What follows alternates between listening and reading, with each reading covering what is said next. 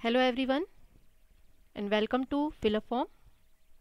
I am Sonali, your EVS teacher. Our timing is 6 to 7 PM. Philoform में आप सभी का बहुत बहुत स्वागत है और हमारी जो टाइमिंग है वो 6 से 7 बजे शाम की रहती है और अभी हमारा जो है MCQ की क्लासेस चल रही हैं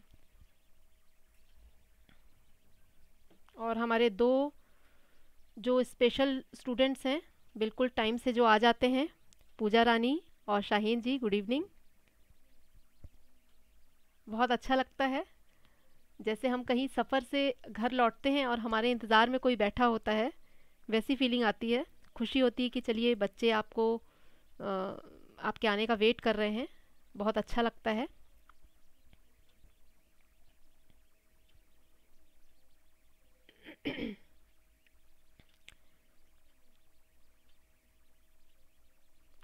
थोड़ी देर हम वेट कर लेते हैं और भी बच्चों के जुड़ने का।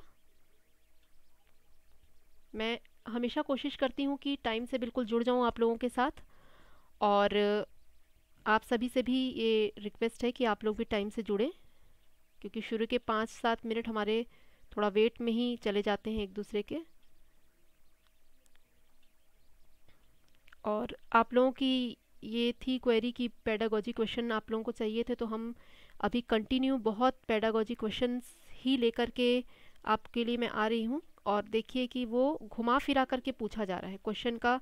कई जगह आप देखेंगे कि ऑलमोस्ट वही क्वेश्चन रहता है जिसको कि घुमा घुमा करके पूछा जाता है। Nidhi ji, good evening. तो पेडागोजिकल हम लोग क्वेश्चन जो हैं अभी लास्ट वीक से कंटिन्यू ही कर रहे हैं। हम ज़्यादातर हमारे पेडागोजिकल रहते हैं और इसके बाद हम कुछ कंटेंट के क्वेश्चन भी कल करेंगे। आज कुछ कंटेंट भी हैं और कुछ पेडागोजी मिक्स क्वेश्चंस आज रहेंगे और कल हमारे ज़्यादातर जो हैं वो रहेंगे मिक्स कंटेंट वाले क्वेश्चन ही रहेंगे। मनीषा जी, रोहित जी, गुड इवनिंग। अच्छा है आज सब लोग आ गए हैं टाइम से। प्रतीक्षा जी, गुड इवनिंग, वेरी नाइस। और सबको पार्टिसिपेट करना है, आंसर सही हो या गलत हो उसके लिए आप लोग को टेंशन नहीं लेनी है। आप लोगों से बार बार यही कहूँगी। और आज रात को 9 बजे हमारी एक गूगल मीट होगी। लिंक आप लोगों को टेलीग्राम पर मिल जाएगा। 5 मिनट्स पहले आप लोगों को लिंक प्रोवाइड हो जाएगा और आधे घंटे की 40 मिनट्स की आप लोगों की एक डाउट क्लास होगी जिसमें आप लोगों को जो भी डाउट्स रहते हैं वो आप पूछ सकते हैं। मान लीजिए कि किसी भी तरह से आपको रिलेटेड टू सीटेट कोई प्रॉब्लम आ रही है तो वो हमें आप बताएंगे। उसके उसको मतलब जान करके ही हम आपको सॉल्यूशंस दे पाएंगे। तो वो डाउट क्लास जो है आपको ज़रूर अटेंड करनी है। भले आपके कोई डाउट हो या ना हो, बट आप अटेंड ज़रूर करिए वो डाउट क्लासेस, क्योंकि आप सुनेंगे क्या क्या प्रॉब्लम्स है तो कई सारा आप लोग को ऐसे भी बैठे बैठे सॉल्यूशंस मिल जाएंगे। ठीक है। Sakshi ji, Jyotsna ji, Samar ji, very good evening to all of you. Afsa ji, Bhavesh ji, very good evening. आप लोगों की 9 बजे गूगल मीट होगी, नॉट 8 बजे नहीं, 9 बजे। ठीक है। और ये आधे घंटे से 40 मिनट की होगी 9 o'clock पे, जिसमें मैं और वर्षा मैडम आपके साथ रहेंगे। वर्षा मैडम जो सोशल स्टडीज़ लेती हैं, तो हम दोनों रहेंगे। तो आप लोगों को कोई भी दिक्कत आती है तो वो पता चल जाएगा। क्या सिलेबस कहाँ से मिलेगा? सिलेबस तो मैं आप लोगों को बहुत बार बता चुकी हूँ। अभी भी आप सिलेबस आपको क्लियर नहीं है लेखनी जी? मैं कितने सारे कंटिन्यू बहुत सारे वीडियोस में आप लोगों को सिलेबस बता रही हूँ। ओके, ठीक है। सिलेबस मैं एक बार और आप लोगों को सेंड कर दूँगी, आपके टेलीग्राम पे सेंड कर दूँगी एक बार और। ठीक है। तो सिलेबस आपको वहाँ से क्लियर हो जाएगा। आपके टोटल 6 थीम्स ही हैं और उनके अंतर्गत ही घूम फिर करके क्वेश्चंस आने हैं। और अगर आपके आसपास कोई गवर्नमेंट स्कूल में बच्चे पढ़ते हैं जहाँ पे एनसीईआरटी की बुक चल रही हैं, तो उनको लेकर के आप एक बार थॉरोली पढ़ लेंगे तो बहुत अच्छा हो जाएगा, क्योंकि उनमें से ही क्वेश्चंस आते हैं। आप किसी भी सब्जेक्ट का ले आइए, हर सब्जेक्ट की आपकी तैयारी उसमें हो जाएगी। मैथ्स की भी आपकी तैयारी हो जाएगी, उसमें आपकी ईवीएस की भी हो जाएगी और बहुत अच्छा आपको कंटेंट उसमें मिल जाएगा। फटाफट लेसन पढ़ लीजिए, एक थॉरोली आप अगर पढ़ लेंगे तो भी आपके बहुत काम आने वाला है। ठीक है। और कुमार, लोकेश जी, Ajay ji, Lekhni ji, Arpana ji, good evening all of you. अब स्टार्ट करते हैं क्लास। ठीक है। तो आपका फिलअप फॉर्म में आप सभी का बहुत बहुत स्वागत है। ये हमारी टीम, आप मिल ही चुके हैं। फटाफट वर्षा मैडम आज हमारे साथ गूगल मीट पे रहेंगी, सोशल स्टडीज़ लेती हैं 9 AM पे, चंद्रशेखर सर मैथ्स लेते हैं 10 AM पे, सुखवंती मैम इंग्लिश लेती हैं 1 PM पे, CTP की क्लास रितु मैडम लेती हैं 3 PM पे, आरती मैम हिंदी की क्लासेस लेती हैं 10 PM पे, और मैं सोनाली आपकी EVS टीचर, और हमारी टाइमिंग है 6 to 7 PM। ठीक है। और हमारी जो ये क्लास है CTET की, ये बिल्कुल फ्री ऑफ कॉस्ट है, आपको कोई चार्जेस नहीं देने हैं। माही जी गुड इवनिंग। तो आगे बढ़ जाते हैं और हमारा अब क्वेश्चन आंसर शुरू करते हैं। EVS के संबंध में बच्चा अपने पर्यावरण को देखता है। In relation to EVS to the child look at his environment. Option क्या देखता है, कैसे देखता है वो? अलग अलग रूप में देखता है, समग्र रूप से देखता है, सरल रूप में देखता है, अपने थीम फॉर्म में देखता है। ये बच्चे की बात हो रही है, ये आपकी बात नहीं हो रही है, ये बच्चे के नज़रिए से आपको समझना है। ठीक है।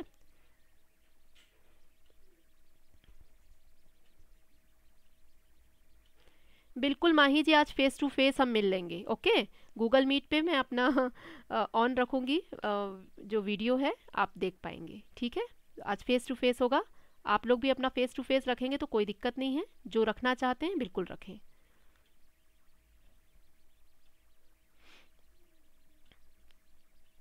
हाँ, अरिहंत की बुक तो हमेशा ही अच्छी रहती है मनीषा जी, नो प्रॉब्लम, ले सकते हैं। और जो छोटे बच्चों की क्लासेस की जो बुक है EVS वगैरह की, वो आप पढ़िए 3 to 5, बहुत अच्छी, आपको उसमें भी मैटर मिल जाएंगे सारे।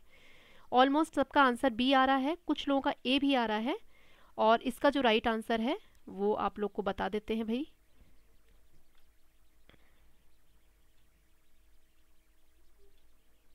तो इसका जो राइट आंसर है वो है B, समग्र रूप से।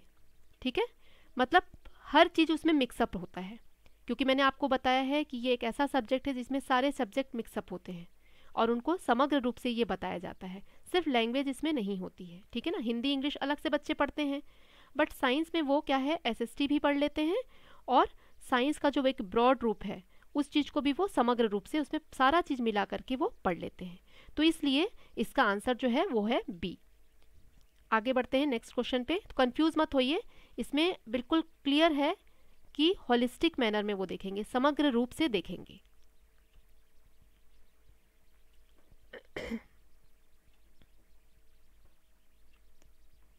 ऑनलाइन में एक्चुअली प्रॉब्लम ये है कि मेरे थोड़ा कैमरा में इशू आ गया है, तो अब अगर मैं अपना, माही जी पूछ रही हैं कि हम लोग ऑनलाइन में नहीं देख पा रहे हैं, थोड़ा कैमरे का इशू है। और अगर मैं लैपटॉप अभी ठीक करवाने देती हूँ और कैमरा ठीक करवाने देती हूँ तो फिर वो 1-2 दिन रख लेगा लैपटॉप, और 1-2 दिन की क्लास मिस हो जाएगी। तो मुझे ये लग रहा है कि क्लास होना ज़रूरी है, चेहरा दिखे या ना दिखे। इसलिए अभी मैं चला रही हूँ अपना बिना कैमरा के ही काम, क्योंकि मुझे लगता है कि पढ़ाना अभी ज़्यादा ज़रूरी है आप लोगों के लिए। और फेस भले ना दिखे, कोई दिक्कत नहीं है, बट हाँ, आज जब हमारा गूगल मीट होगा तो उसमें आप चेहरा देख सकते हैं मेरा। Meela ji good evening. ठीक है, क्लियर हो गया। आगे बढ़ते हैं। Curriculum of EVS has been designed. Option देखिए, ये मैंने बार बार आप लोग को बताया है, EVS का पाठ्यक्रम तैयार किया गया है टॉपिक्स पर, सिलेबस पर, थीम्स पर, और टॉपिक और सिलेबस दोनों पर। ये मैंने आप लोगों को बार बार बताया है इस चीज़ को। जब भी मैं आपको सिलेबस बताती थी तो मैंने बताया था कि ये हमारा किस तरह से डिवाइड है। इसको गलत मत करिए, बड़ा ध्यान से याद करिए मैंने क्या बताया था।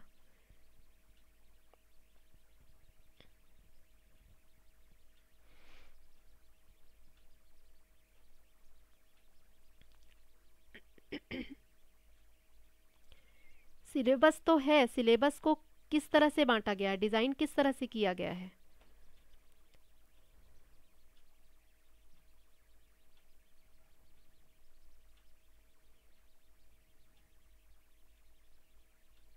बहुत कम लोगों का आंसर सही आ रहा है। जो रेगुलर स्टूडेंट हैं, जिन्होंने देखा है ध्यान से, वो आंसर सही कर रहे हैं, बाकी सबका आंसर इसमें रॉन्ग आ रहा है। और ये बहुत इंपॉर्टेंट क्वेश्चन है, इसको कई बार पूछा गया है, तो इस पर गलती मत करिएगा। और इसका राइट आंसर मैं बताऊं, सिर्फ 2-3 लोगों ने ही सही बताया है कि थीम्स में डिवाइड किया गया है। जो सिलेबस है, पाठ्यक्रम, पाठ्यक्रम जो है यहाँ पे लिखा ही हुआ है कि पाठ्यक्रम को तैयार कैसे किया गया है, ठीक है, किस तरह से इसको डिज़ाइन किया गया है। तो पाठ्यक्रम को पाठ्यक्रम के रूप में नहीं, उसको थीम्स में डिवाइड किया गया, वो थीम्स कहा जा रहा है उसको। ये आप ध्यान रखिएगा, ये बहुत इंपॉर्टेंट क्वेश्चन है और इसको मैंने देखा है कि कई बार पूछा गया है इस क्वेश्चन को, ठीक है।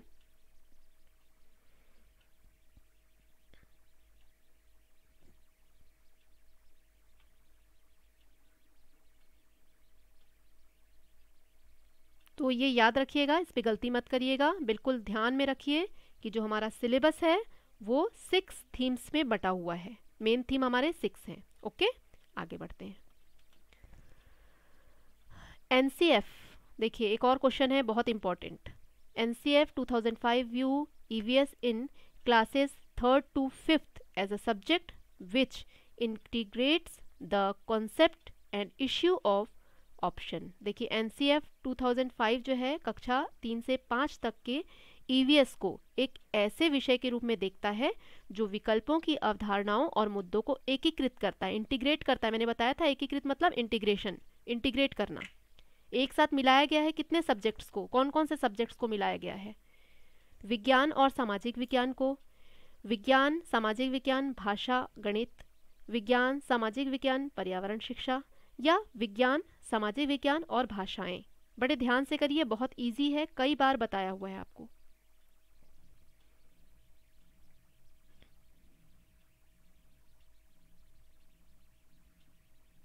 Very good, nice participation and सबके आंसर सही आ रहे हैं, दैट्स नाइस। ये खुशी की बात होती है एक टीचर के लिए जब बच्चे सब सही आंसर करते हैं।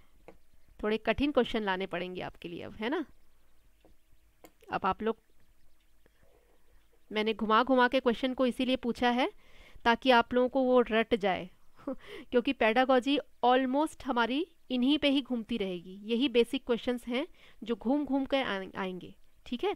तो मैंने बार बार इसको इसलिए करवाया है, आप लोगों को लगता होगा कि अरे ये क्वेश्चन तो लगभग हमने किया था, तो ये मैं बार बार इसीलिए करवा रही हूँ ताकि आपको बिल्कुल अच्छे से याद हो जाए, ठीक है। Very good, nice, C is the right answer और आप सभी का आंसर बिल्कुल सही है। आगे बढ़ते हैं।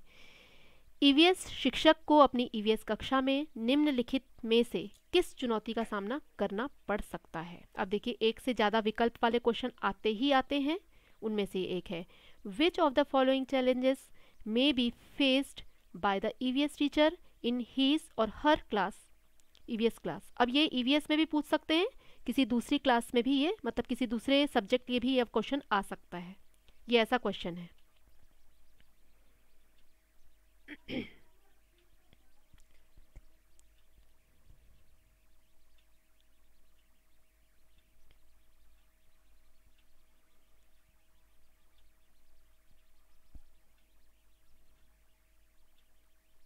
आराम से पढ़ के आंसर करिएगा।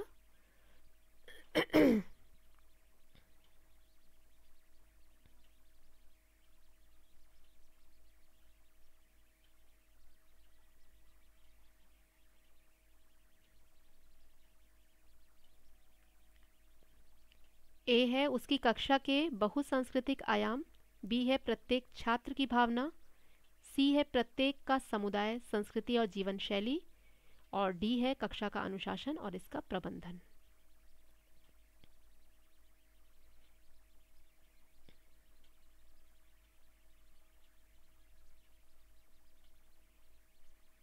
इसमें देखिएगा नीचे जो विकल्प दिए हुए हैं, पहला विकल्प में ए और डी है, दूसरे विकल्प में बी और डी है, फिर सी और डी और ए बी और सी है।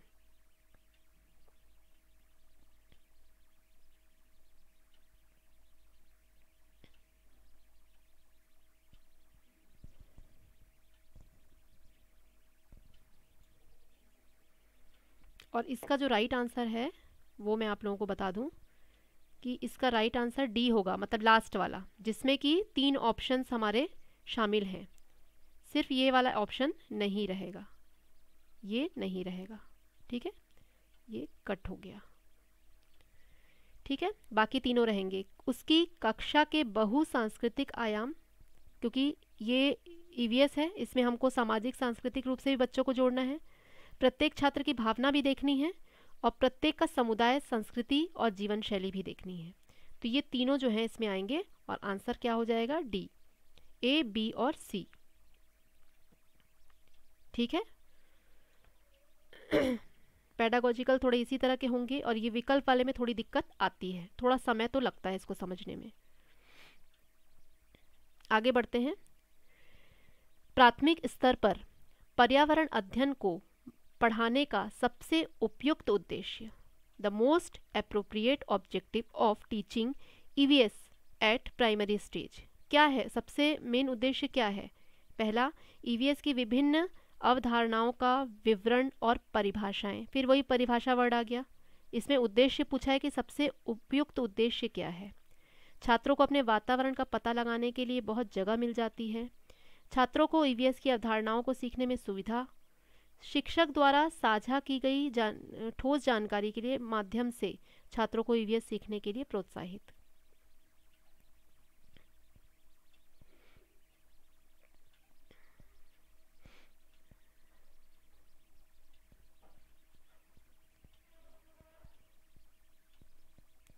ओके, एचटेट से भी रिलेटेड मैं देख रही हूँ, क्योंकि सीटेट भी हमारा दिसंबर में ही है और एचटेट के लिए भी हम थोड़ा सा कराते हैं आपको।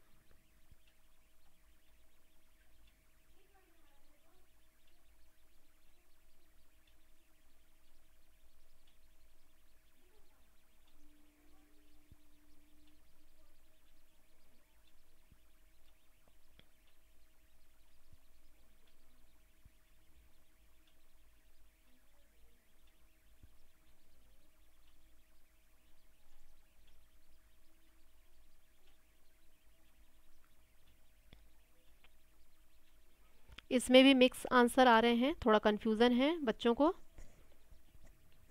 और इसका जो है आंसर सेकंड होगा, जो किसी ने दिया नहीं है अभी तक। Provide lot of space to student explore. Explore word समझ रहे हैं आप? मतलब उनको बहुत कुछ पता लगाने का अवसर मिलता है। छात्रों को अपने वातावरण के बारे में, ईवीएस पढ़ रहे हैं, वातावरण, उनको वातावरण के बारे में पता चलता है। तो छात्रों को अपने वातावरण का पता लगाने के लिए बहुत जगह मिल जाती है, स्पेस मिल जाता है उनको, कि वो एक्सप्लोर कर सकें। समझ रहे हैं? ये वातावरण आप पढ़ रहे हैं ना, ईवीएस, तो इसमें बी आंसर होगा। कोई बात नहीं, गलतियों से ही हम सीख लेते हैं। और हमेशा मैंने आप लोगों को बताया है कि जब मैं सॉल्व करती हूँ तो हमेशा मेरे हर आंसर सही नहीं होते हैं, कई बार मैं भी गलत होती हूँ। तो इसके लिए कोई ऐसा शेम फील करने वाली बात नहीं है कि हमसे आंसर नहीं बन रहा है, हम गलत कर रहे हैं, उससे कोई फ़र्क नहीं पड़ता। हम क्या सीख रहे हैं और कितना सीख पा रहे हैं हम गलतियों से, वो मैटर करता है। ठीक है, इसलिए पार्टिसिपेशन बहुत ज़रूरी है। आप खुद का आकलन कर पाएंगे, आप एज अ टीचर आप खुद को सर्व करेंगे तो आपको भी अपने अंदर सारी चीज़ें क्लियर होनी चाहिए। ठीक है, कोई बात नहीं, रॉन्ग होने से कोई परेशानी नहीं है। तो आपको वातावरण का पता चल रहा है ना, और बच्चों को क्या मिल रहा है? बहुत ज़्यादा एक्सप्लोर करने मिल रहा है, खोजने, पता लगाने का अवसर मिल रहा है। ठीक है,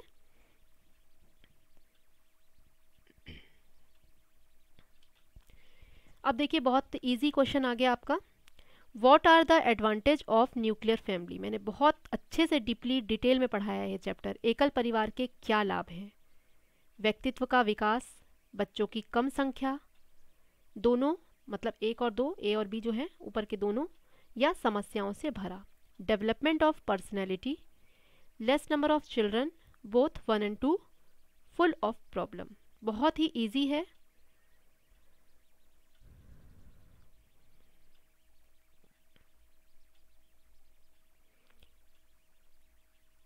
देविका जी, ये ईवीएस का क्लास चल रहा है सीटेट के लिए।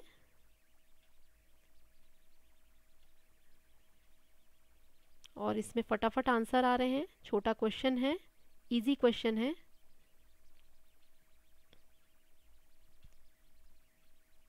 Very good participation. और राइट आंसर भी आप लोग लगभग लोगों ने राइट आंसर किया है। C is the right answer actually, कि जो आपका ए है और बी दोनों ही सही है। ठीक है, इसलिए जो तीसरा वाला है ये सही हो जाएगा। देखिए छोटा परिवार जो होता है, एकल परिवार मतलब छोटा परिवार, वहाँ पे क्या होता है, व्यक्तित्व का विकास बहुत अच्छे से हो सकता है और बच्चों की संख्या वहाँ पे कम होती है, तो भार भी कम होता है, खर्च भी कम होता है, जिम्मेदारियाँ कम होती हैं।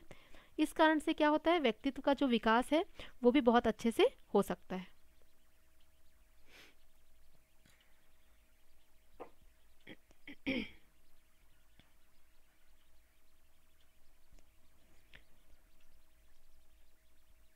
अच्छा, भावना जी ने पूछा है टॉपिक वाइज कहाँ से पढ़ सकते हैं। टॉपिक वाइज ही एक्चुअली मैंने, देखिए ये जो हमारा एमसीक्यू शुरू हुआ है ना, इसके पहले जो भावना जी क्लासेस हमारी हुई हैं ये पूरी टॉपिक वाइज ही हुई हैं। तो आप हमारे जो सब्सक्राइब करने के बाद जो हमारी प्लेलिस्ट में आप जाएंगे तो प्लेलिस्ट में सारा अपडेशन किया हुआ है। आपको ईवीएस की अलग से प्लेलिस्ट मिल जाएगी, आप उसमें जाइए और मेरी ईवीएस की जो फर्स्ट जो क्लास हुई होगी फैमिली एंड फ्रेंड्स की, वहाँ से आप लाइन से पूरी वीडियो देख सकते हैं, वो लाइन से ही है उसमें। ठीक है, तो उसमें आपको एक एक चीज़ डिटेल में मिल जाएगी, क्योंकि मैंने बहुत अच्छे से उसको डीपली पढ़ाया है, काफ़ी समय भी लिया है। एक एक टॉपिक को 4-4 5-5 दिन तक मैंने चला करके उसको हर चीज़ें उसमें बताई हैं, छोटी से छोटी चीज़ें। ठीक है।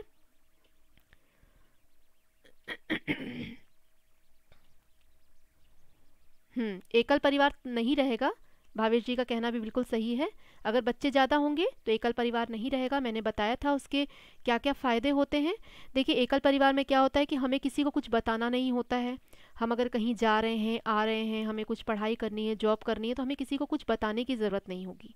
लेकिन क्या है कि अगर ये जॉइंट फैमिली में आप रहते हैं तो आपको बहुत सारी चीज़ों का ध्यान रखना पड़ता है। और कई बार क्या होता है, जो वहाँ के बुज़ुर्ग लोग होते हैं वो थोड़े पुराने सोच के होते हैं, तो वो चाहते नहीं हैं कि, जैसे खासकर लेडीज़ को इसका भुगतान भुगतना पड़ता है, वो नहीं चाहते हैं कि जो लेडीज़ है घर की वो बाहर जाके काम करे।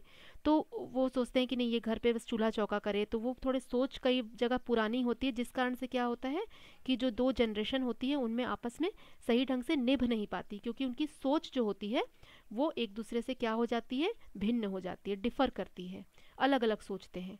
तो ये मैंने आप लोगों को बहुत अच्छे से बताया। तो इसलिए इसका राइट आंसर क्या हो जाएगा, व्यक्तित्व का विकास भी सही है और बच्चों की संख्या कम भी होती है, तो ये दोनों सही है। ठीक है, क्लियर हो गया आप सभी को। भारतीय परिवार का मूल स्वरूप क्या है? The basic format of Indian family is nuclear family, joint family, maternal family, none of above. मतलब एकल परिवार, संयुक्त परिवार, मातृ परिवार या उपरोक्त में से कोई भी नहीं। ये भी बहुत इजी है।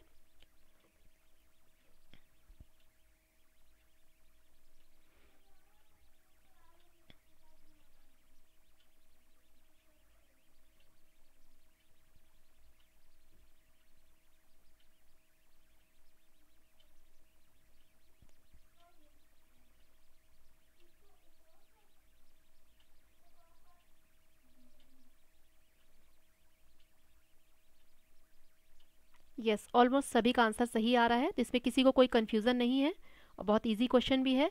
तो कुछ इस तरह के इजी क्वेश्चन भी आपको क्वेश्चन पेपर में ज़रूर देखने को मिलेंगे, क्योंकि हर तरह के क्वेश्चंस रहते हैं और ये बहुत ही इजी है। एक इसमें मातृ परिवार आप देख रहे हैं, जिसको कि मातृ सत्तात्मक परिवार भी कहा जाता है, मैटरनल फैमिली कहा जाता है। यहाँ क्या होता है, जो माता होती है उनका जो सत्ता होता है वो ज़्यादा, मतलब वो ज़्यादा पावरफुल होती हैं। जैसे कि कोई कोई बच्चे होते हैं अपने नाना के घर में या मामा के घर में पले बढ़े होते हैं, तो ज़्यादातर क्या होता है कि वो अपने दादाजी के घरों में लोग पलते हैं। मतलब एक शादी जिस हो जाती है एक फैमिली में जब, तो जो लेडी आती है वो डिपेंड कहाँ हो जाती है, जो पितृपक्ष होता है उधर, है ना, जो उनके ससुराल पक्ष में।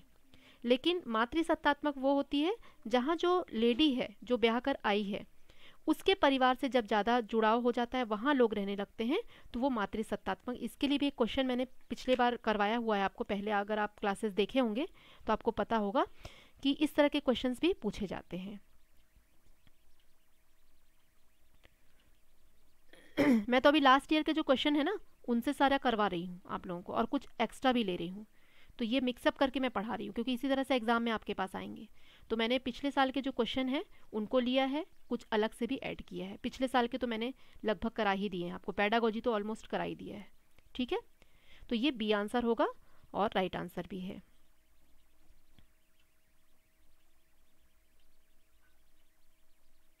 तो मैटरनल फैमिली में कौन कौन आ जाएगा, एक बार क्लियर कर देते हैं माही जी को कि देखिए उसमें क्या होगा कि आपका जो नानी का घर होगा, आप ऐसे सोचिए, याद ऐसे नहीं रहेगा, आप अपने नानी के घर में सोचिए कि आपके नानी के घर में कौन कौन है, आपके नाना नानी हैं और आपके मामा मामी हैं।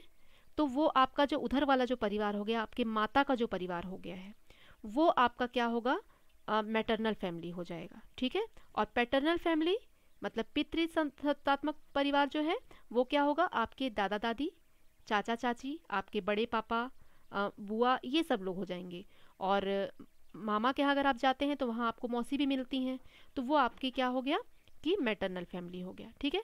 तो जहाँ जो लेडी है वो अगर अपने पिता के घर में रह रही है तो उसका क्या हो जाएगा, मातृसत्तात्मक परिवार हो जाएगा, क्योंकि वो लेडी अपने माता पिता के घर रह रही है। ठीक है, क्लियर है। आगे बढ़ते हैं। Meaningful EVS learning can only be made possible. अर्थपूर्ण ईवीएस अधिगम तभी संभव हो सकता है जब पहला, विद्यार्थी के स्थानीय अनुभव विद्यालय के अनुभवों से संबंधित हो। दूसरा, ज्ञान के निर्माण में स्कूली ज्ञान का उपयोग किया जाता है। तीसरा, छात्र के स्थानीय अनुभवों को उचित महत्व नहीं दिया जाता। चौथा, प्रशिक्षित ईवीएस शिक्षक के अनुभवों का उपयोग किया जाता है।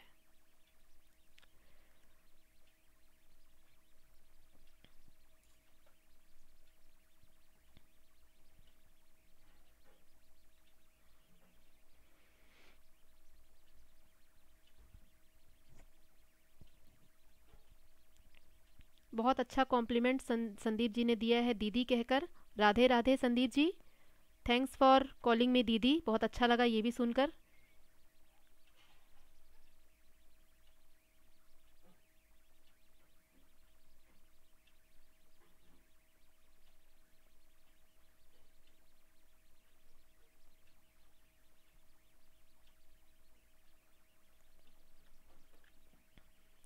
ऑलमोस्ट कई लोगों का सही ही आंसर आ रहा है, नाइस। थोड़ा कुछ लोगों को कन्फ्यूज़न हो रहा है, बट इसमें ए ही आंसर होगा और ज़्यादातर लोगों ने ए ही आंसर किया और ए ही आंसर होगा, है ना। क्योंकि जो बच्चा है वो आपको क्या देखना है, मैंने आपको बताया तरीका। आपको ये देखना है कि बच्चा जो है वो छोटा है, 5th तक का बच्चा है, 10 साल के अंदर का बच्चा है ना। तो 10 साल के अंदर का बच्चा क्या देखेगा, वो अपने जीवन में आसपास से जो अनुभव ले रहा है, क्या वही स्कूल में भी उसको अनुभव मिल रहा है। ऐसा तो नहीं कि स्कूल में कुछ और ही सीख रहा है और उसके आसपास के अनुभव कुछ और है, तो वो उसी तरह के अनुभव क्या करता है, लेता है। तो आंसर इसका क्या होगा, विद्यार्थी के स्थानीय अनुभव विद्यालय के अनुभवों से संबंधित हो। मतलब जो अपने आसपास में देख रहा है उसी को वो सीख रहा है। ऐसा नहीं है कि वो रह रहा है जहाँ और सीख रहा है कुछ और चीज़ें, ऐसा नहीं है। उसको धीरे धीरे क्या करते हैं, हम स्थानीय रूप से सारी चीज़ें सिखाते हैं। देखिए हो सकता है, ऐसा लगता है पेडागोजी में यही है कि प्रशिक्षित ईवीएस शिक्षक के अनुभवों का उपयोग, लेकिन आप देखेंगे कि इसमें जो आंसर्स आते हैं ना वो शिक्षक के नज़र से नहीं देखे जाते, वो एक बच्चे के नज़र से देखे जा रहे हैं। क्योंकि ये जो हमारी शिक्षा है ये बाल केंद्रित है। मैंने आपको बताया है कि इसमें जो एक बच्चा है उसको आपको बस देखना है। टीचर को आराम मिले ना मिले, टीचर ने क्या अचीवमेंट किया नहीं किया, उसमें नहीं देखा जा रहा है। इसमें सिर्फ बच्चों का ही रिलेशन देखा जा रहा है, बच्चों का ही संबंध देखा जा रहा है। तो आंसर जो हो रहे हैं ना ये ज़्यादातर क्या हो रहे हैं, डिपेंडेंट ऑन चिल्ड्रन, जो बच्चे स्टूडेंट्स आ रहे हैं उन पे रह रहा है। ठीक है। तो फोकस जो है हमारा क्या है, वो बच्चों पर है, बाल केंद्रित है। इसलिए ये आंसर जो है इसमें लगता तो सही है पर हो नहीं सकता। ठीक है।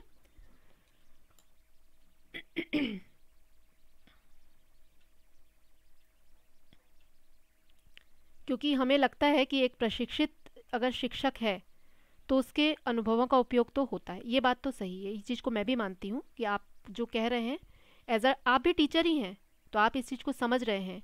बट आंसर में क्या हो रहा है कि हमें बच्चों पे फोकस करना है। ठीक है।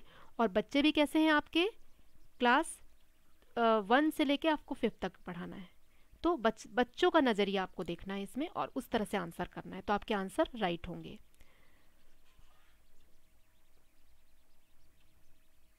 हमराज जी थैंक यू। चलिए आगे बढ़ते हैं। Question number 9, learning through group activity is performed in EVS class because समूह गतिविधियों के माध्यम से सीखना ईवीएस कक्षाओं में किया जाता है। देखिए ये क्वेश्चन कल भी था, पर इसमें ऑप्शंस क्या थे, अलग थे कुछ, और उनमें ABCD भी डाल दिया गया था, मतलब कोई 2 ऑप्शन सही होंगे। ये चीज़ें बहुत इसमें रहती हैं कि कई बार क्वेश्चन वही होते हैं, ऑप्शन थोड़े बहुत बदल दिए जाते हैं। तो यह सहकर्मी शिक्षा प्रदान करता है, यह छात्रों के बीच सामाजिक संपर्क में सुधार करता है, यह छात्रों के बीच साथियों और सामाजिक शिक्षा प्रदान करता है और सुधारता है, और छात्र केवल समूह सीखने की मांग करते हैं।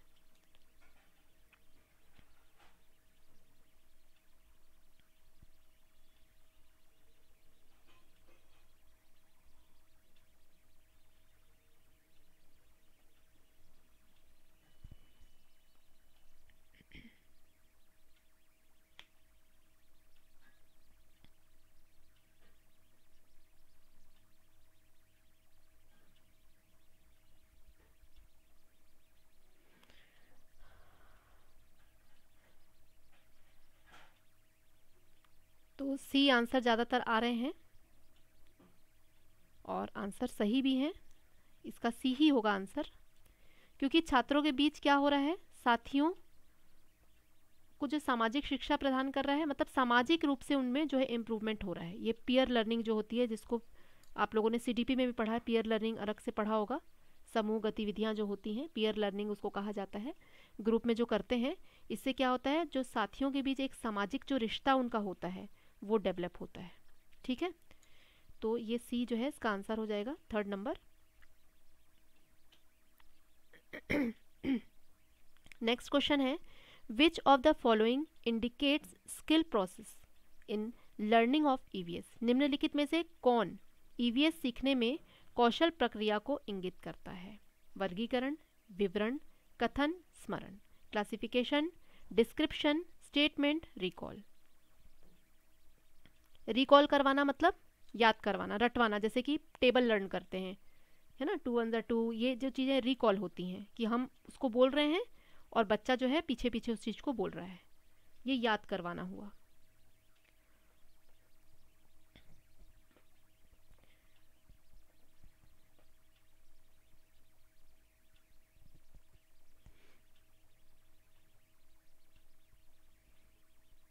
वेरी नाइस, फटाफट आंसर भी आ रहे हैं, वेरी गुड।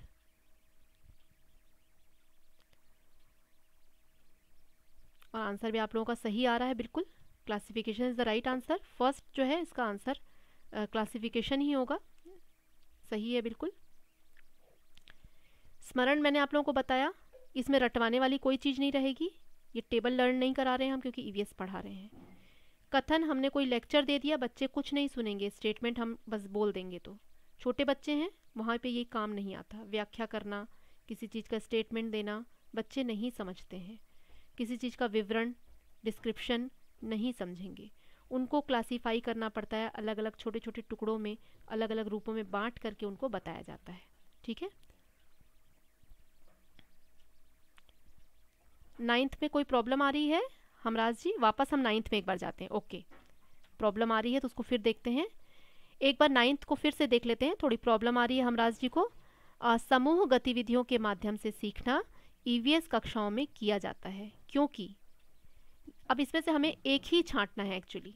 ठीक है, तो जो सबसे ज़्यादा आंसर के नज़दीक है हम उसको छांटेंगे। मैंने बताया था, जब आपको लगे कि 3-4 आंसर दिए हुए हैं, जो 4 आंसर दिए हुए हैं, उनमें से आपको लग रहा है कि 2 आंसर ऐसे हो रहे हैं जो सही लग रहे हैं, तो हमको उन 2 में से एक का चुनाव करना है जो आंसर के ज़्यादा नज़दीक है। तो देखिए, यह सहकर्मी शिक्षा प्रदान करता है, छात्रों के बीच सामाजिक संपर्क में सुधार करता है, दोनों चीज़ें आ रही हैं इसमें। अब ये वाला जो है ना, इसमें देखिए 3rd नंबर जो है, इट प्रोवाइड एंड इम्प्रूव, यह छात्रों को क्या करता है, प्रोवाइड करता है और इम्प्रूव भी करता है। पीयर मतलब ग्रुप में, and social learning among students, मतलब एक सामाजिक रिश्ता और एक सामंजस्य उनमें बिठाता है। ठीक है, और सुधारता भी है। तो ऊपर वाला जो है सहकर्मी शिक्षा प्रदान कर रहा है, साथ में काम करने की शिक्षा प्रदान कर रहा है, ठीक है, ये पॉइंट भी सही है। छात्रों के बीच सामाजिक संपर्क में सुधार कर रहा है, ये पॉइंट भी ठीक है। लेकिन तीसरा पॉइंट आप देखेंगे, उसमें वो दोनों चीज़ें आ जा रही हैं कि वो शिक्षा भी प्रदान कर रहा है और सुधार भी रहा है। ठीक है, तो इस तरह से हम देखेंगे जो 9th वाला है इसमें ये दोनों ही ऑप्शन आ जा रहे हैं, तो आंसर के ज़्यादा नज़दीक कौन हुआ, ये 3rd नंबर वाला, इसलिए 3rd नंबर जो है वो राइट आंसर हो गया। क्लियर है आप सभी को?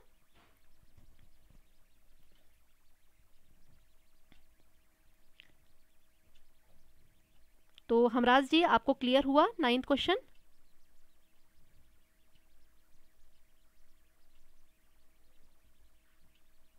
ओके, आगे बढ़ जाते हैं। 10th वाले को तो हमने देख ही लिया है कि वर्गीकरण, जब हम कोई चीज़ क्लासीफाई कर देते हैं, छोटे छोटे टुकड़ों में वर्गीकृत करते हैं, तो बच्चे उस चीज़ को आसानी से समझ लेते हैं, है ना। तो ये बहुत आसान तरीका है, एक सिखाने का बहुत अच्छा कौशल है, जिसको हम टुकड़ों में बांट के सिखाते। बच्चे एक साथ बड़ी चीज़ याद नहीं कर सकते। तो जैसे छोटी क्लास में आप जब जाएंगे ना, बच्चों को पढ़ाएंगे, तो उनको क्या करते हैं, माई सेल्फ याद करने दिया जाता है, तो उनको सिर्फ 3-4 लाइनें याद करने दी जाती हैं। धीरे धीरे क्या करते हैं कि आप उनको 10 लाइनें याद कराते। एक साथ अगर आप सारी चीज़ें उनको देंगे तो बच्चे याद नहीं कर पाएंगे, उनको धीरे धीरे करके करवाया जाता है, ठीक है। हाँ जी, सी जो है वो बहु उपयोगी है, बिल्कुल सही, बिल्कुल सही आप आंसर कर रहे हैं भावेश जी। और अच्छा है, आप लोग थोड़ा सा माहौल भी अच्छा बना के रखते हैं क्लास में, और अच्छा देखिए, हेल्दी एनवायरनमेंट में आप पढ़ेंगे, अच्छी चीज़ें सीखेंगे, और मुझे तो मेरी क्लास बहुत अच्छी लगती है। और सब जो है हम तो सभी टीचर हैं, और मैं भी आप लोगों से बहुत सारी चीज़ सीखती हूँ। कभी कभी कुछ कुछ चीज़ें मुझे याद नहीं आती हैं तो वो आप लोग बताते हैं। तो ऐसा नहीं है कि हर किसी के पास सारी चीज़ें हों। हम हमेशा बच्चों से कुछ ना कुछ, आप जब बच्चों को पढ़ाएंगे तो बच्चों से भी आपको बहुत बहुत चीज़ें सीखने को मिलती हैं, है ना। अच्छा, माही जी खाना बनाने चली गई हैं, ओके, ये सब बातें भी हो रही हैं, वेरी गुड। आगे बढ़ते हैं। The most appropriate objective of promoting parents, अब देखिए पेरेंट्स का इसमें आगमन हो गया है, अभी तक हुआ नहीं था, है ना। एंड कम्युनिटीज़, पेरेंट्स और कम्युनिटी मतलब माता पिता और समुदाय, ये दोनों चीज़ें आ गई। हमारा जो आसपास का जो लोग हैं, समुदाय जो हुआ, उनकी भागीदारी को बढ़ावा देने के लिए सबसे उपयुक्त उद्देश्य क्या है।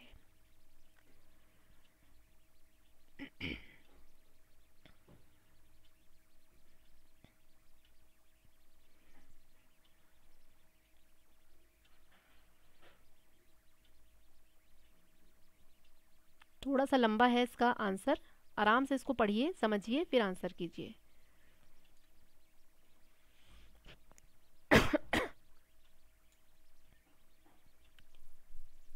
छात्रों द्वारा पर्यावरण अध्ययन में माता पिता और समुदाय की भागीदारी को बढ़ावा देने के लिए जो है देने का सबसे उपयुक्त उद्देश्य क्या है।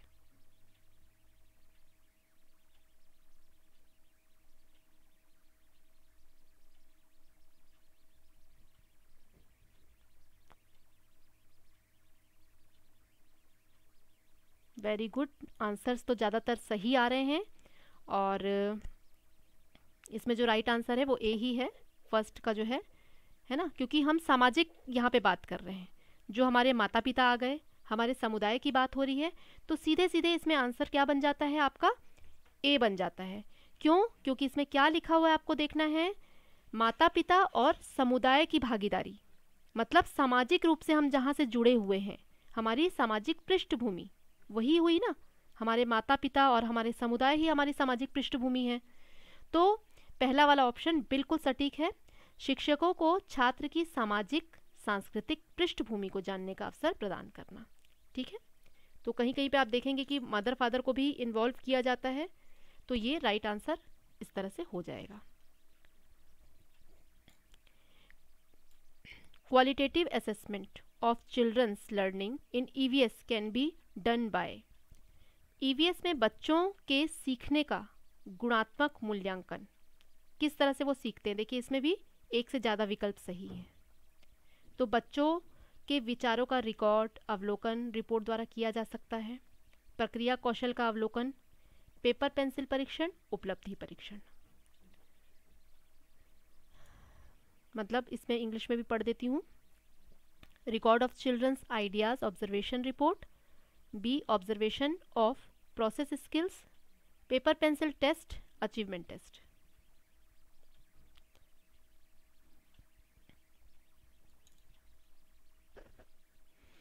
और लाइक सबको करना है क्लास में, बिना लाइक किए कोई नहीं जाना चाहिए, मेरे लाइक घटने नहीं चाहिए, बड़ी मेहनत हो रही है।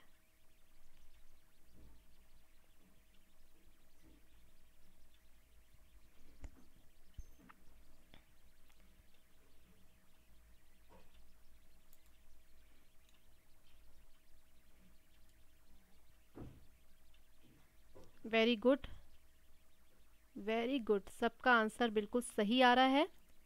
जो हमारा विकल्प ए है वो बिल्कुल सही है, क्योंकि ए और बी, क्योंकि अवलोकन जो है सबसे ज़्यादा ज़रूरी होता है ना। बच्चों में हम क्या करते हैं, ऑब्जर्वेशन करते हैं, कि उनको देखते हैं कि बच्चे किस तरह से काम कर रहे हैं, क्या अच्छा कर रहे हैं, क्या गलतियाँ उनमें हो रही है, तो ये होता है ऑब्जर्वेशन।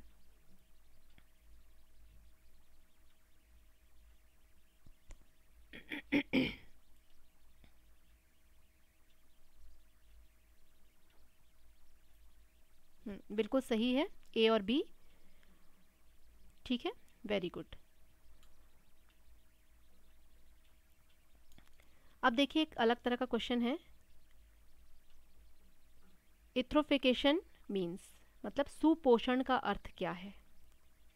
पानी में थर्मल परिवर्तन, थर्मल चेंज इन वाटर, अतिरिक्त पोषण के कारण जल निकाय को जल से भरना, filling up of water bodies with aquatic due to extra nourishment, ठोस अपशिष्ट सॉलिड वेस्ट, उपरोक्त में से कोई भी नहीं, none of above.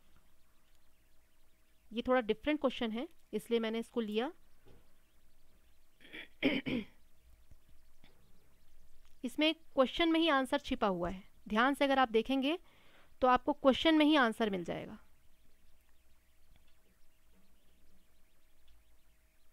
Very good, आप लोग लाइक कर दिए हैं, अच्छी बात है। हमारा थोड़ा हौसला बुलंद हो जाता है, अच्छा लगता है कि अच्छा हमें बच्चे पसंद कर रहे हैं, एक खुशी मिलती है। बस ये थोड़ा अपना स्वार्थ है हमारा, आप लोगों से इतना ही हम मांगते हैं कि थोड़ा क्लासेस आप रेगुलर अटेंड करिए, लाइक करिए, और अब कोई और भी पढ़ना चाहता है तो उसको शेयर भी ज़रूर करिए। इसमें आप ध्यान से देखेंगे क्वेश्चन को तो आपको क्वेश्चन में ही आंसर दिखाई दे जाएगा, बहुत आसानी से आपको आंसर मिलेगा। और मेरे क्लू को सब समझ भी लिए हैं, सुपोषण है ना, पोषण मिल रहा है, मतलब कई वाटर बॉडीज़ जो है वो क्या हो गई हैं, काफ़ी ख़राब हो गई हैं, तो उनको सुपोषित किया जा रहा है, मतलब उसको अच्छी अच्छी चीज़ें डाल करके उन जल निकायों को फिर से भरा जा रहा है। जैसे पानी में कई जगह क्या होती है, नदियों की या तालाबों की सफाई होती है, तो उसको पहले क्या कर दिया जाता है, खाली कर दिया जाता है, और उसमें फिर से दोबारा जल को भरा जाता है, या बरसात का पानी का वेट किया जाता है कि बरसात का जो पानी आएगा वो भरेगा उसमें, उससे क्या होता है कि वो फिर से सुपोषित हो जाती है, तो यही होता है सुपोषण। तो इसका जो राइट आंसर है दैट इज़ बी, और आप सभी लोग का आंसर, लगभग लोगों का आंसर सही है।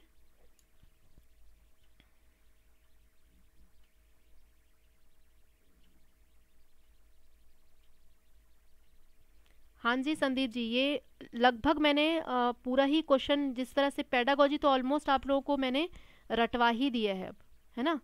और कंटेंट अभी हमारा काफ़ी बचा हुआ है, कंटेंट में तो बहुत कुछ है करने को और क्वेश्चंस बहुत आते हैं, है ना। तो आप लोग जो है कंटिन्यू करते रहिए क्लासेस, और क्लासेस बिल्कुल भी कोशिश करिए कि मिस ना हो। और अगर किसी दिन हमारी क्लास नहीं हो पाती, मुझे थोड़ा टेक्निकली यहाँ पे इश्यूज़ रहते हैं, नेटवर्क का थोड़ा प्रॉब्लम रहता है, मेरी कई बार क्लासेस इसलिए मिस हो जाती हैं। मैंने अभी तक एक भी पर्सनली छुट्टी नहीं ली है, सिर्फ ये नेटवर्क का इशू होता है तो मैं क्लास नहीं ले पाती हूँ, बट पर्सनली कोई छुट्टी मैंने नहीं ली है, क्योंकि घर से ही पढ़ाना है, आराम से पढ़ाई, लेकिन ये जो टेक्निकली इशू होता है इसके कारण आप लोग की क्लास मिस हो जाती है, ठीक है। तो जिस दिन भी आपकी क्लास नहीं हो पाती है तो आप लोग पिछली वीडियोस को रिपीट कर लो, जो पुराने वीडियोस अगर आप मिस कर चुके हो तो उसको ज़रूर देखिए, उससे आप लोग कोई नुकसान भी नहीं होगा, आपकी क्लास दोबारा से हो जाएगी, ठीक है। आगे बढ़ते हैं। डिफॉरेस्टेशन मतलब वनों की कटाई, एफॉरेस्टेशन मतलब क्या होता है, वन लगाना, है ना। तो डिफॉरेस्टेशन जनरली डिक्रीजेस, वनों की कटाई से आमतौर पर क्या घट जाती है, वर्षा घट जाती है, मिट्टी का क्षरण होने लगता है, सूखा, या ग्लोबल वार्मिंग, क्या चीज़ जो है वो घट जाती है। पेड़ों की हम कटाई करेंगे तो क्या चीज़ घट जाती है, रेनफॉल, सॉइल इरोजन, ड्रॉट मतलब सूखा, ग्लोबल वार्मिंग।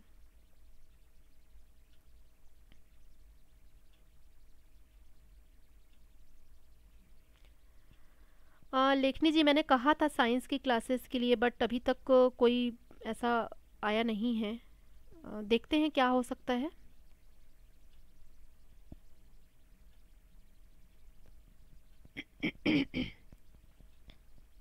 भावेश जी का आंसर आ गया है ए।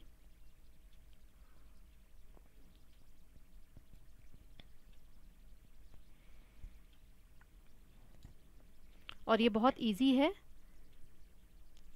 इसका राइट आंसर जो है वो ए ही होगा। वेरी गुड, बिल्कुल सही आंसर है, ए ही आंसर होगा इसका। एक शब्द आता है अल्फा, ठीक है, शब्द अल्फा विविधता संदर्भित करता है। The term alpha diversity refers to, ये किस तरह की विविधता को संदर्भित करता है? एक अल्फा वर्ड आपने सुना होगा, ये जेनेटिक डाइवर्सिटी मतलब आनुवांशिक विविधता को बताता है, community and ecosystem diversity, species diversity, और डाइवर्सिटी अमंग द प्लांट मतलब समुदाय और पारिस्थितिकी तंत्र की विविधता, प्रजाति की विविधता, पौधे के बीच विविधता।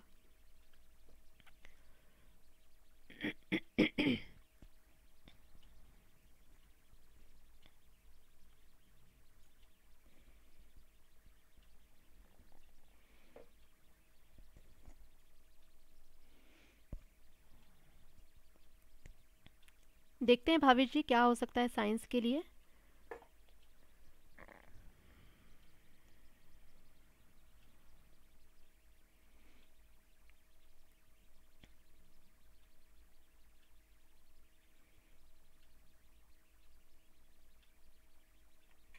जो साइंस लेकर के पढ़ रहे हैं उनको तो इसका आंसर बिल्कुल पता होगा, थोड़ा अदर सब्जेक्ट वालों को दिक्कत हो जाती है।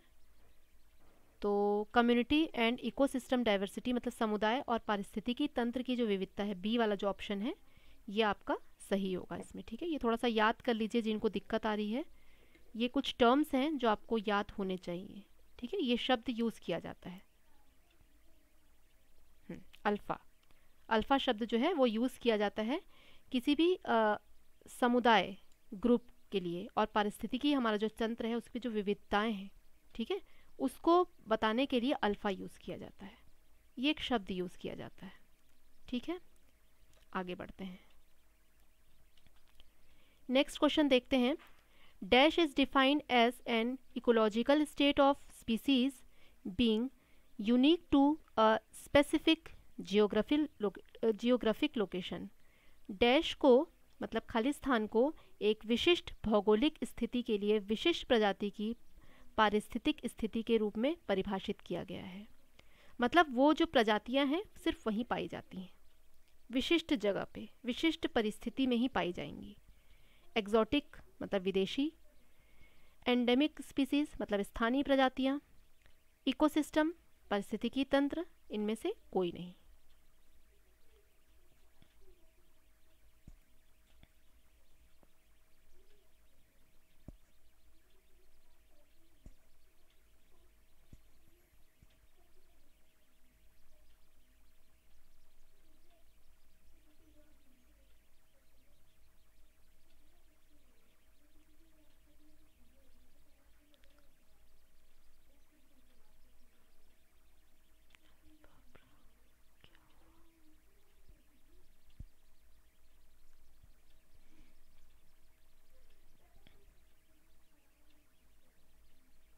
मीना जी नमस्ते।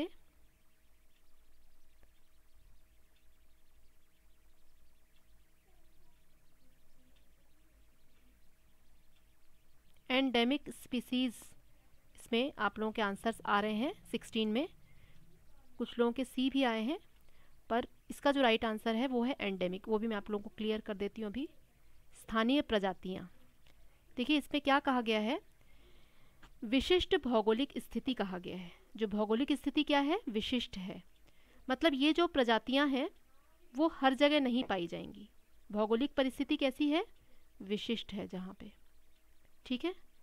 और स्थानीय जो प्रजातियां होती हैं, स्थानिक प्रजातियां, वो सिर्फ उसी जगह पे पाई जाती हैं। जैसे याक हो गया आपका, याक आपको हर जगह नहीं मिलेगा, वो आपको ठंडे प्रदेशों में मिलेगा। पोलर बियर है, वो भी आपको हर जगह नहीं मिलेगा, ठंडे प्रदेशों में आपको दिखाई देगा, वहाँ मिलेगा। पेंगुइन भी उसी तरह से हो गए। ये लोग क्या हो गए, स्थानीय प्रजातियाँ हो गई, मतलब वहीं रहने वाली। क्यों? क्योंकि इनको एक विशिष्ट भौगोलिक स्थिति चाहिए, तभी ये जिंदा रह सकते हैं। तो विशिष्ट भौगोलिक स्थिति के लिए क्या होती हैं, स्थानीय प्रजातियां होती हैं, जो सिर्फ उसी स्थान पे ही रहती हैं, उसी क्षेत्र में पाई जाती हैं। ठीक है, आगे बढ़ते हैं। बहुत इजी क्वेश्चन है, फटाफट आंसर करिए।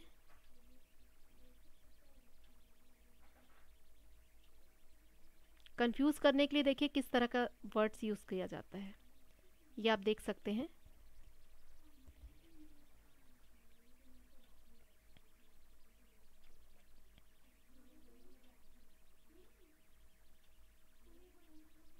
बहुत इजी आंसर है इसका।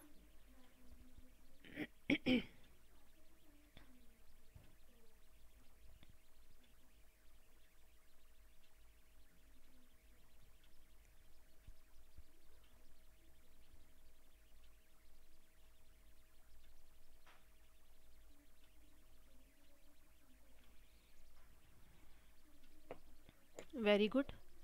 और इसका आंसर बहुत इजी है, लेकिन इसमें चकमा देने के लिए देखिए किस तरह के वर्ड यूज़ किए गए हैं। विश्व वन दिवस भी यूज़ किया गया है, मतलब थोड़ा सा धोखा हो जाएगा। एग्जाम में क्या होता है कि हम कंफ्यूज हो जाते हैं, और कुछ लोगों का उस धोखे में कुछ लोग फंस भी गए हैं, और उन्होंने गलत आंसर भी कर दिया है, ए आंसर कर दिया है। क्योंकि ये इस तरह के जो ऑप्शन बनाए जाते हैं ना, ये चकमा देने के लिए ही बनाए जाते हैं। क्योंकि एग्ज़ाम के टाइम में बहुत टेंशन होता है, और लगातार जब हम क्वेश्चन करते रहते हैं तो ये छोटी छोटी गलतियां हम करके आते हैं। हमें पता होता है आंसर, उसके बावजूद भी ये गलतियां होती हैं। तो अपने दिमाग को शांत रखना है। क्वेश्चन को एक बार समझ नहीं आता है, दोबारा तिबारा पढ़ना है, ठीक है ना। वैसे माइनस मार्किंग आपकी है नहीं, ये बहुत अच्छी बात है। अगर माइनस मार्किंग होती तो दिक्कत वाली बात थी। तो देखिए, वर्ल्ड एनवायरनमेंट डे, आप हिंदी इंग्लिश दोनों पढ़िए आप, उसमें कई बार ना आपको कन्फ्यूज़न जो है वो दूर हो जाएगा। तो जिन्होंने बी आंसर किया वो सही है, और जिन्होंने ए आंसर किया है वो चकमा खा गए हैं। पता सबको है, लेकिन ये धोखा हो जाता है। Ecological pyramid that's is always upright, मतलब किस पर डिपेंड होता है, ये सीधा किस पर रहता है। पारिस्थितिकी पिरामिड जो होता है वो किस पर डिपेंड है? ऊर्जा का पिरामिड होता है ये, बायोमास का, संख्या का, या इनमें से कोई नहीं।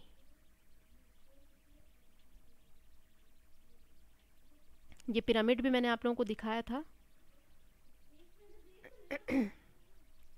एनिमल वाले चैप्टर में, ये बताया हुआ है।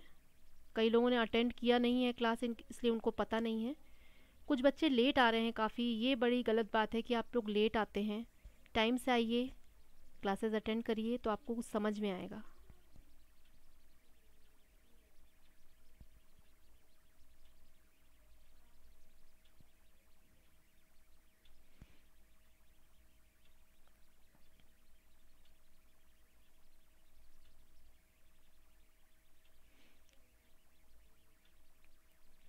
हाँ, ऊर्जा का पिरामिड, जो जिन्होंने ए लिखा है वो बिल्कुल सही है। पिरामिड ऑफ एनर्जी, देखिए एनर्जी के लिए ही ये जो पारिस्थितिकी तंत्र होता है, ये सबको एनर्जी ही तो देता है ना। जो एक दूसरे को, जो फूड चेन हमारा बन रहा है, जो भी सिस्टम हमारा तैयार हो रहा है, वो सारे जो तंत्र हैं वो डिपेंड ऑन एनर्जी ही है। तो ये ऊर्जा का ही पिरामिड है। एक दूसरे को वो खा ले रहे हैं तो उनको ऊर्जा मिल रही है, तो ऊर्जा का ये पिरामिड हुआ, एनर्जी का पिरामिड हो गया, ठीक है। और नेक्स्ट आगे बढ़ते हैं। मोस्ट स्टेबल इकोसिस्टम, सर्वाधिक स्थिर पारितंत्र है। जंगल, रेगिस्तान, महासागर, माउंटेन, फॉरेस्ट, डेजर्ट, ओशन या माउंटेन।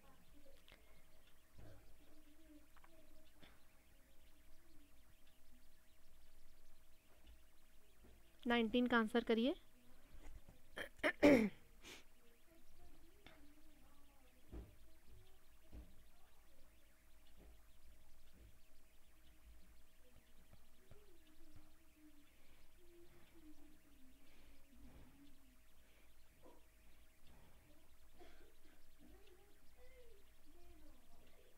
स्थिर पूछा जा रहा है, सबसे स्थिर।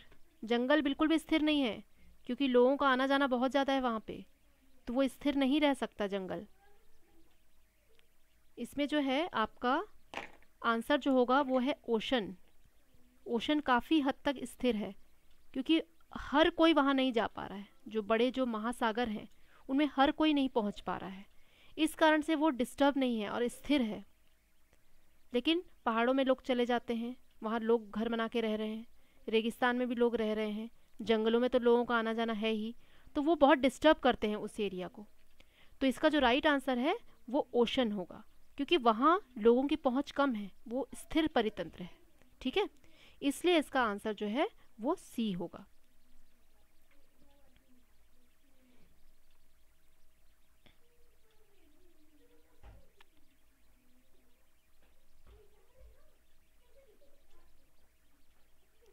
ऋषि जी, मैं सर नहीं हूँ, मैं मैम हूँ। और रेगुलर क्लास हमारी जो है वो टाइमिंग भी आपको बता देते हैं, 6 to 7 PM है। ठीक है, तो इसमें माउंटेन जो है ये आपका नहीं होगा, लोगों के पहुँच पे है, वो लोग पहुँच जाते हैं वहाँ। रेगिस्तान में भी लोग जा रहे हैं, लेकिन जो महासागर होते हैं वहाँ पे हर तरह के लोग पहुँच नहीं पाते हैं, और काफ़ी बड़े जगह में है महासागर, है ना। तो वो अभी भी वो जो परितंत्र है वो काफ़ी हद तक स्थिर है। जंगल सबसे ज़्यादा डिस्टर्ब है, उनमें कटाई हो रही है, डिस्टर्बेंस वहाँ बहुत ज़्यादा है, वो स्थिर परितंत्र नहीं है, सबसे अस्थिर जंगल ही है। ठीक है, 19 का जो आंसर है वो सी होगा। ध्यान दीजिए, अभी भी गलत आंसर आ रहे हैं, तो आप लोग देखिए, ध्यान से समझिए, देन फिर अपना आंसर करिए। और लास्ट जो है हमारा, इसमें हम आ जाते हैं एटमॉस्फेरिक ओजोन लेयर, वायुमंडलीय ओजोन परत। ठीक है, विच protect us from UVB and C। ये तो टीवी में आप कई बार देखते हैं, क्रीम के ऐड आते हैं तो आप देखते ही होंगे। Is getting depleted most by addition of. जो UVB है और C है ना, उससे हमें ओजोन की जो परत है वो बचाती है। इसके अलावा सबसे अधिक समाप्त कौन सा जो है इनमें से वो हो रहा है, जो मतलब गैस है वो कौन सी खत्म हो रही है? Chlorofluorocarbon, carbon monoxide, carbon dioxide, sulphur dioxide.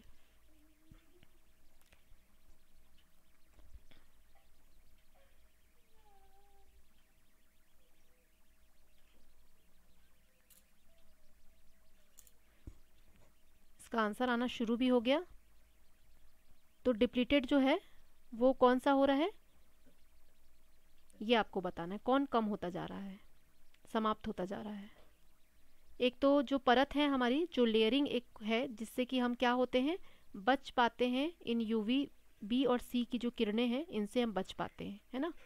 तो ये ओजोन लेयर आपने सुना होगा, जो कोरोना के टाइम पे लॉकडाउन लगा था तो प्रदूषण काफ़ी कम हुआ था, जिसके कारण हमारी जो ओजोन में जो छेद हो रहा था, जो उसमें गैप्स आ गए थे, वो वापस से भरने लगे थे, काफ़ी उसमें इम्प्रूवमेंट हुआ था, है ना।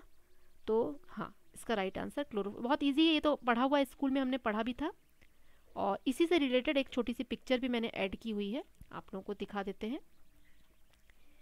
देखिए, ये सनलाइट आपको दिख रही है, और ओजोन की जो लेयर है वो भी आप देख सकते हैं कि जो हमारा एटमॉस्फेयर है, ये हमारा एटमॉस्फेयर है, ये हमारा पूरा एटमॉस्फेयर है, और इसमें जो ओजोन की एक लेयर है ना, ये आपको दिख रही है, जो रेड लाइन मैंने शो किया है, ये वाली जो रेड लाइन जो है, ये सब हमको क्या कर रही है, जो सन की रेज आ रही हैं, है ना, UVA, UVB, UVC, ये सभी रेज से हमको क्या करती है, प्रोटेक्ट करती है। अगर ये ना हो तो हम क्या हो जाएंगे, बहुत तरह की परेशानियों में आ सकते हैं, बीमारियां हो सकती हैं हमें, क्योंकि ये इतनी घातक होती हैं, ये जो रेज होती हैं, जो किरणें होती हैं, तो इससे हमको क्या करती है, ये प्रोटेक्ट करती है। ठीक है, तो आप लोग सभी का आंसर भी सही था, वेरी गुड, नाइस क्लास। और आज जो है हमारी जो डाउट क्लास होगी, आप लोगों को एक बार और रिमाइंड करा दूं कि हमारी जो डाउट क्लास होगी वो 9 बजे होगी, और लिंक आप लोगों को मिल जाएगा टेलीग्राम पर। जो भी बच्चे अभी तक टेलीग्राम में जुड़े नहीं हैं वो डिस्क्रिप्शन पे जाएंगे, टेलीग्राम का लिंक आपको मिल जाएगा, वहाँ से क्लिक करके आप हमारे ग्रुप में ज्वाइन हो सकते हैं। और जिनको भी अभी भी समझ में नहीं आ रहा है वो देखेंगे, ये जो प्लेलिस्ट है इसको थोड़ा देखिए।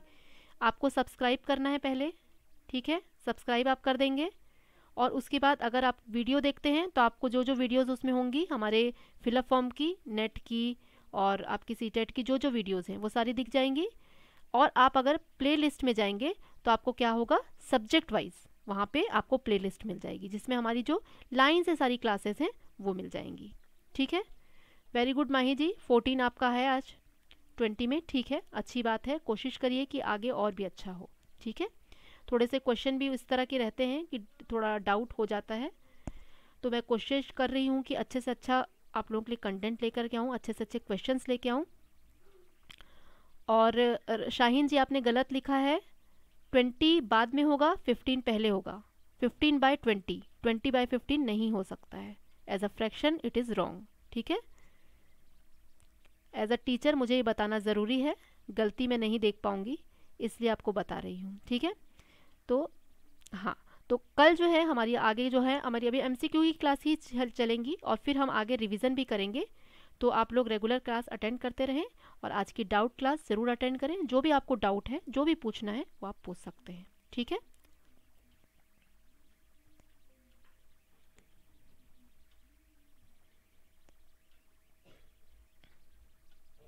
तो आज की क्लास हम यहीं ख़त्म करते हैं। और जिन्होंने भी लाइक नहीं किया है भाई वो लाइक करके और फिर निकल सकते हैं क्लास से। Goodbye all of you, take care.